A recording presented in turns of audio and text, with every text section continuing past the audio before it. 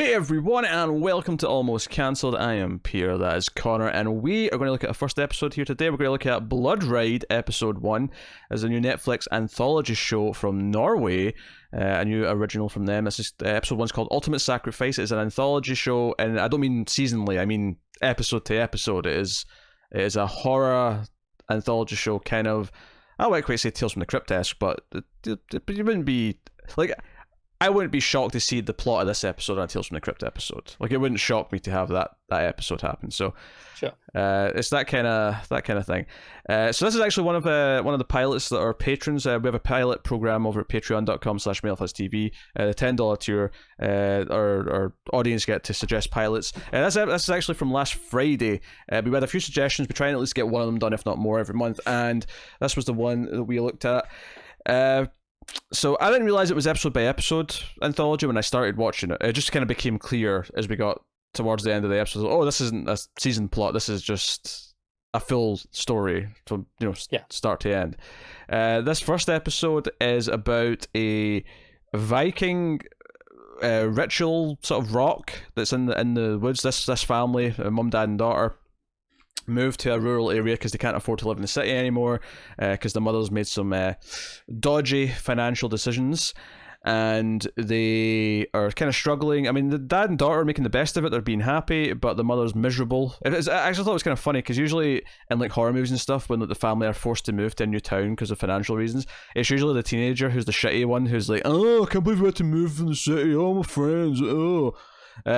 I thought it was funny that the teenager was completely fine. It was the mum who was like, I hate this. There's a scene early on where the dad's like, hey, look, I know we don't like this very much, but, this is temporary. Once we get back on our feet, we can go back to the city. And her eyes light up. She's like, oh, really? Like, how long did you take? He's like, oh, maybe 4 or 5 years.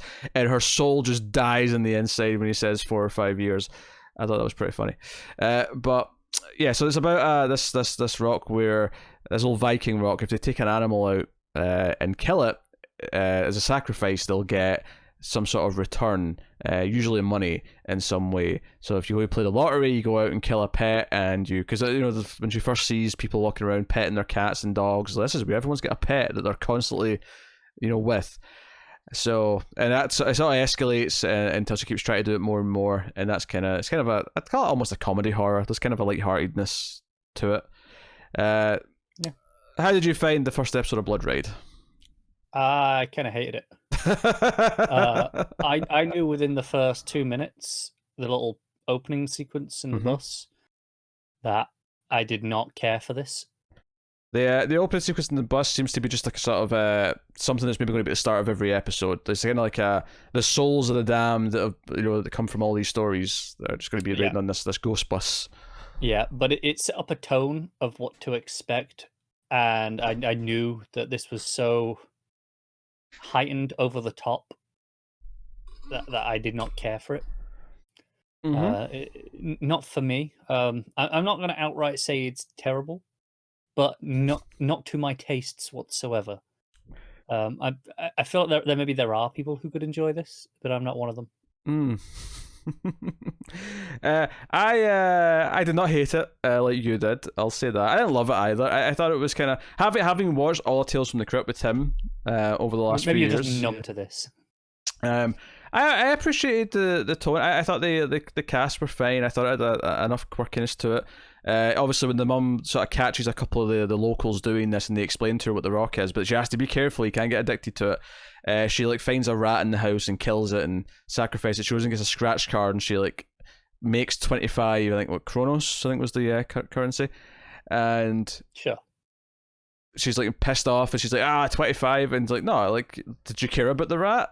No, you killed a rat, you got a rat's worth of riches. You have to care about the pet. It has to be something you're attached to that you'll love. So of course she immediately goes and gets the family dog and kills the dog. Now, just before anyone gets too upset, you never see this on camera. It's always cuts away. You just see the hand come down or whatever. You never see actual blood splatter come up on her usually. Yeah. So she kills the dog, and she gets a lottery ticket, and she's getting a lot of the numbers. She gets the lucky number, but she doesn't get the whole thing. She gets 4 or 5. She's missing one at the end of it. Yeah. So she gets I don't know, 4,000 or something like that. I have no idea what the currency exchange is here to know how much that's worth. She says it was barely what they paid for the dog in the first place. Yeah. How much do you pay for a dog usually? Depends on the type of dog. Yeah, because it's supposed to be mean- for cats as well, but every cat I have or I've ever had has always just been someone's cat had kittens, so I got a cat for free. Yeah. I mean, it depends on the dog. Sometimes it can be, very cheap. It can be thousands, depending on the breed of dog. Yeah, well, I mean, whatever. She's just going by what you win the lottery here if you get 4 numbers, which is I think It's a few hundred, isn't it? it's a few hundred, maybe 1,000 if it's a good week. Yeah. Have a check. Because 3 numbers is like a really small. Yeah, I think it's a few hundred. I think if you get 5, it's thousands, and then obviously you get all of it. You get everything. Four numbers is £140, and 5 numbers is £17.50. Oh, okay. All right, there you go. I don't really play the lottery, so I mean, I'm probably Nor do I. I just had to look that up. I'm the last person to be to be It's less to than bid I this. thought. Yeah. That said, I'm looking. 3 numbers, you get 30 quid, and apparently you got a 1 in 97 chance of getting 3 numbers. That doesn't seem that terrible for 30. As long as you win every 30 weeks, you're not out of money. Lottery's £2 now. Oh, every 15 weeks then. It went up a few years ago. Yeah. Okay, every 15 weeks then. So that does make it a little bit worse. But I mean, overall, those aren't terrible odds. I'll stick to my XCOM. Thank you very much. Let's be honest, you'd take that shot every so often in XCOM. What, 1 in 97?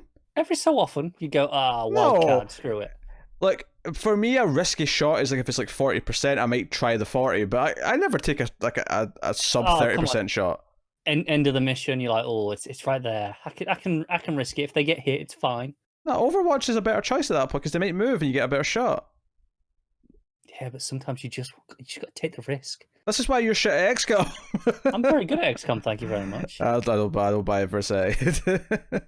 This is not tactically sound advice that you're getting from Connor right now. It is wildcard fun at the end of a mission.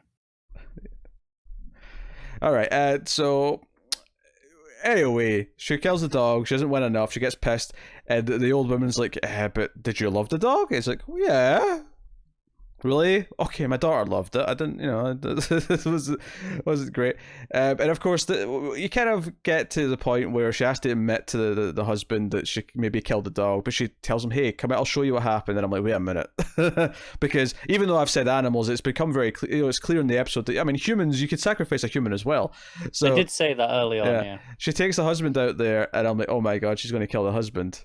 Because she wants, like, this is, so that's just kind of the thing where you have to take it as a sort of dark comedy in a way, because it doesn't necessarily treat her choosing to do this as like a big dramatic thing. It's more just like a fun, like, oh, she's going to go after the husband now. It's kind of like a dark wink kind of sense of humor. And she basically succeeds. She kills the husband, and throughout the episode, it cuts to like, like a skyscraper. Sorry? She doesn't kill the husband. Oh, she tries to. She stabs him. She doesn't quite kill him. You're right. Yeah. But throughout the episode, it's been cutting to this guy coming to visit someone in a skyscraper, some big business. It's right around here. It's cutting back and forth a lot more often, and we hear, oh, this is how she earned her first millions. It's mysterious. We don't know how. And he's getting up there, and it does the eventual. And because it was concealing who it was, I'm like, oh, it's the daughter. They're going to Swervis here, and it's going to be the daughter who's actually killed someone. And sure enough, the daughter fights off the mother and ends up kind of, not intentionally so, she doesn't try to kill her, she doesn't even know what's going to happen if she does, but she ends up kind of killing the mother in self-defense, and this is what obviously started their thing. And when we cut back to the present day stuff with this guy interviewing her, he's like, oh, you've had a bad life, your mother disappeared when you were a teenager, and just a couple of years ago your father vanished without a trace. And she's like sitting petting a cat as she's doing this. Yeah, she turns around, Bond villain style, with the white cat. Because it explains the animals, like, they all like bond with their pets as much as they can in case they have to like get some money in a crisis later. They're like, oh wait, so they're always like petting their cats and dogs, and they're always doing whatever. So I mean, that's basically the story of the episode. I didn't think it was that bad. I thought it was amusing enough. It was, it was a 30-minute episode. It went in easy enough. I admit I'm not really all that tempted to watch more of this. Like, I'm not tempted to watch like the whole thing or whatever. I feel like it's an interesting little distraction if you've been craving like some sort of just like a fun little horror anthology show.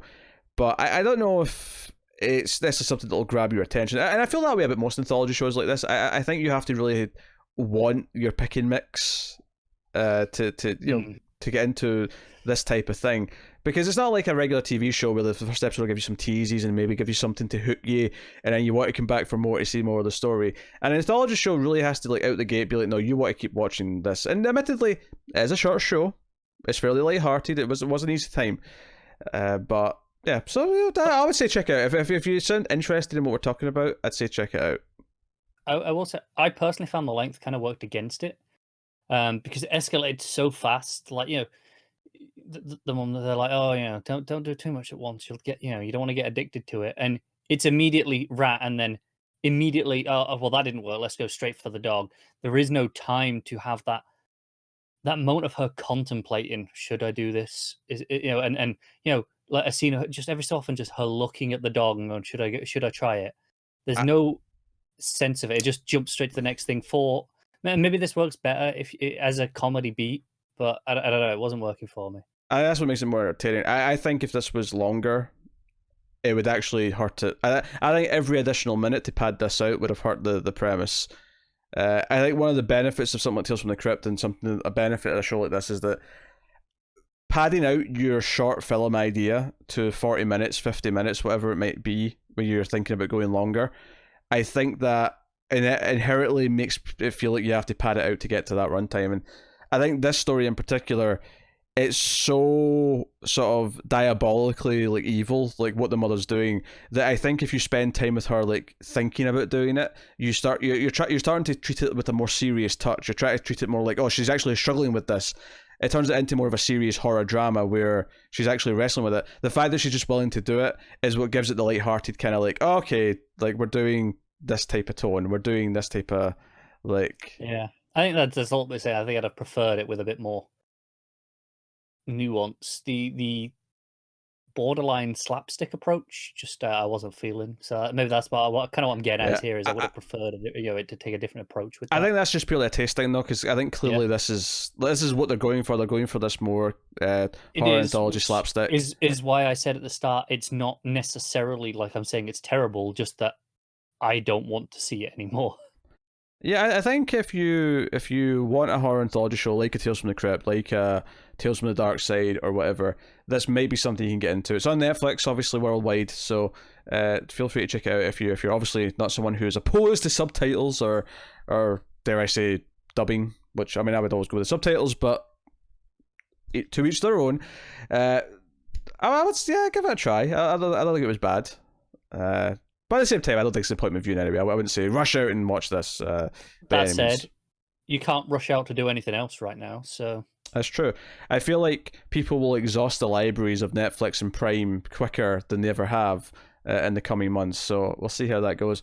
But that is Bloodride Episode 1. It's not bad for what it is. I'm not necessarily tempted to watch any more, but if you're intrigued by what I've described, give it a try. But that is the episode, that is the review, so let us know what you thought of it if you did give it a try yourselves in the comments below. You can like and subscribe, all that stuff. Get us on the Twitters at mailed_fuzz for channel updates. If you want to support the show and the channel and everything we're doing here, you can head over to patreon.com/mailfuzztv and support us for as little as $1 per month and get some bonuses for your trouble. But otherwise, that is us, so thank you once again for watching or listening. We always appreciate it. Keep watching TV, guys. Have you got any vanilla?